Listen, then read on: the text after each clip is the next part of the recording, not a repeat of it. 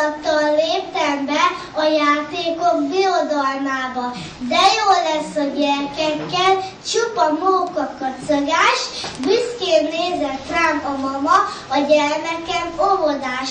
Bizony mondogattam, hogy színszélként bátran, ám amikor megérkeztünk, csak szepegve álltam. Aztán csak azt vettem észre, óvodáskor 3 éve, az első nap félénsége emlék lett belőle. Oviba már magam megyek, vigasztalom a kicsiket.